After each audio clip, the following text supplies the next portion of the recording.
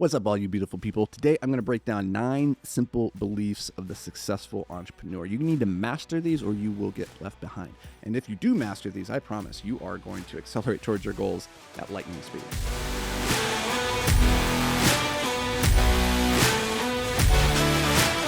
So number 1, just recognize that reality is malleable.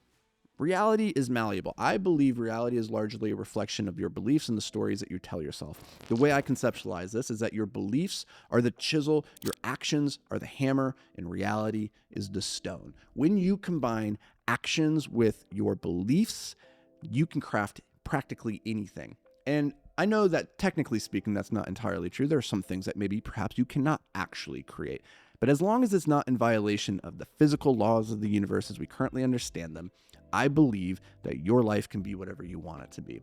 We are most often limited by our beliefs than we are by reality. So, successful entrepreneurs recognize that they need to first believe the thing, and that will influence how they think about the thing, the plans that they deploy towards the thing, the actions that they take in pursuit of the thing, and ultimately the thing that they get as a result.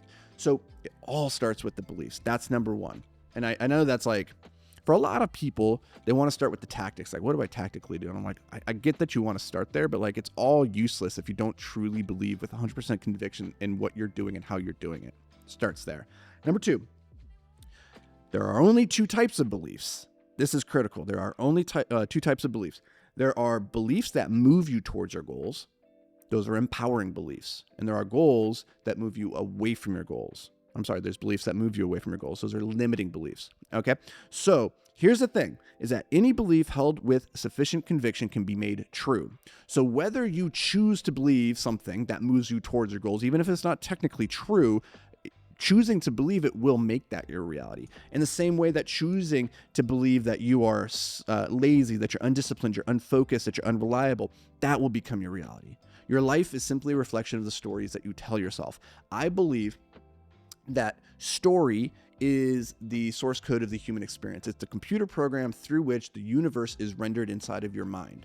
So when you tell yourself the stories that I'm unreliable, undisciplined, unfocused, then that becomes your reality, right? When you tell yourself the story that I can't make money, or that to make money, I have to take from somebody else, that for me to get ahead means somebody else has to get put down, then that becomes your reality. So be careful what stories, what beliefs you choose to believe, because in a very real way, that will become your reality. Number 3, the idea that I can't afford not to. This is a very, very powerful idea. Most entrepreneurs in the beginning have to develop the skill of being scrappy and resourceful, right? You don't lack for resources, you lack for resourcefulness, and it's better to be MacGyver than Batman. But there comes a point in every entrepreneur's journey when you must weigh 2 costs, the cost of capital or the cost of missed opportunity. Generally speaking, the cost of missed opportunity is greater than the cost of capital. And so you need to be able to balance this dichotomy, this relationship between being frugal and being resourceful, but also recognizing that the potential missed opportunity that comes occasionally from investing into the business or investing into yourself or investing into your network, your resources, whatever. Sometimes that outsized opportunity is so much more valuable than the capital itself. This is a very hard one to balance. I still struggle with this at times. And often this is why a coach can be very valuable. They can look at a situation and say, you know what, I can see why you're afraid to spend this money. Classic example is around hiring. A lot of times entrepreneurs are afraid to hire because they're like, I don't know where this money is going to come from. It's all this new overhead. I'm really scared about this. But if you really did the math and calculated, okay, what's the opportunity that you're missing out on by not having this person on your team and working towards your goals alongside of you? And you start to calculate and you go, oh, actually, that's way more expensive than just paying them their salary. So number 4 is you need to learn how to question everything. Question everything. The most dangerous belief is the one you never stop to question at all. And there are so many of our beliefs that we hold as common sense or as tradition or as this is just the way that we've always done it.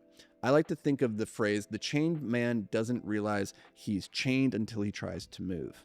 So you need to be constantly moving and questioning those sacred cows, those beliefs that you have in your life, those routines, those systems, those processes, those things that you do this way because you've always done it this way.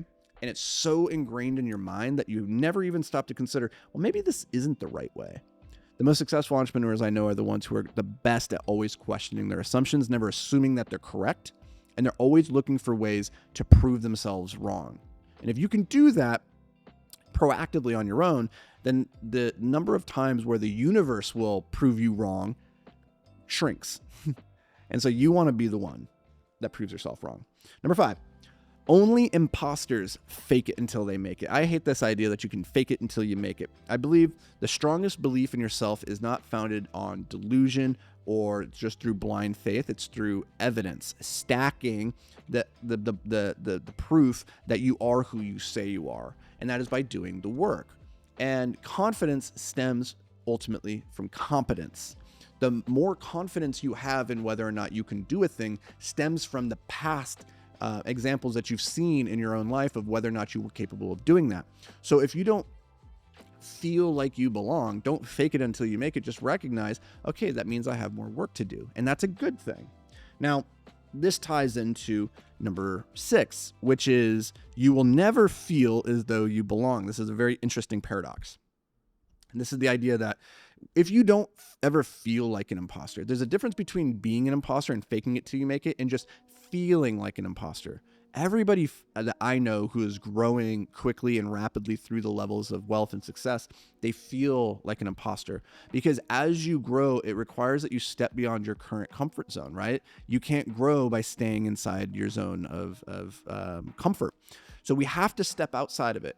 And as a result of stepping outside of that zone, we step into the unknown. And who knows if you can do the thing or not? And so confidence comes from our competence, but you're not competent outside your zone. And so of course you feel like that imposter. So the way to avoid feeling like an imposter is to simply stop growing. It's to stop striving. In a lot of ways, I think that's worse for if you're a high performer listening to this podcast.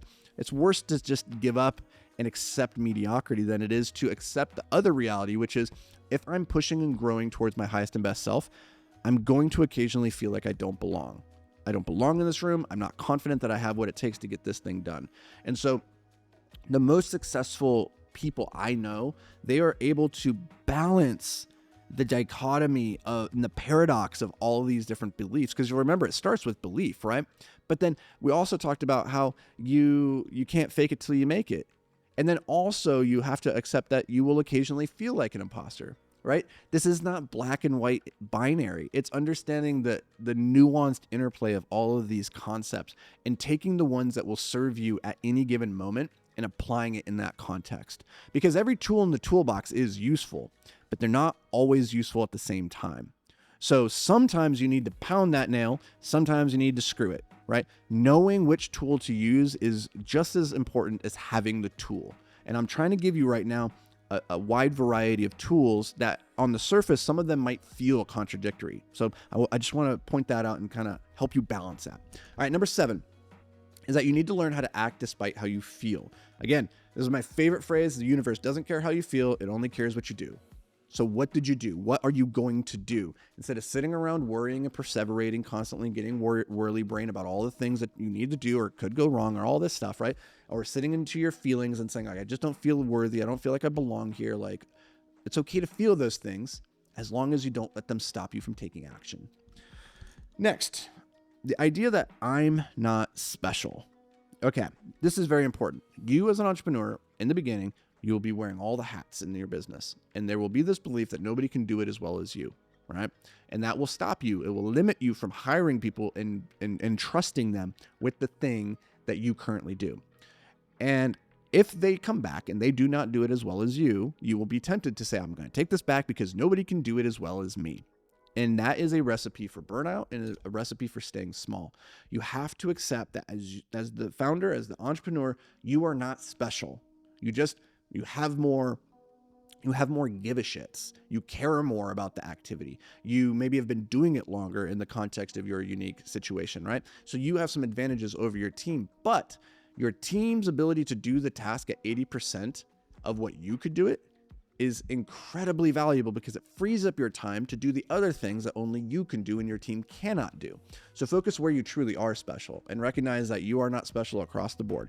And that right there, if you can do that, good luck. Because the last belief that you really need to ingrained in your brain is that you can unlock all the growth you ever want inside your business simply by removing the biggest constraint, right? Remove whatever constraint is currently constricting the flow in your business, and then it will open up and it will reveal the next constraint. So your ability to systematically identify and remove constraints is what unlocks unlimited growth.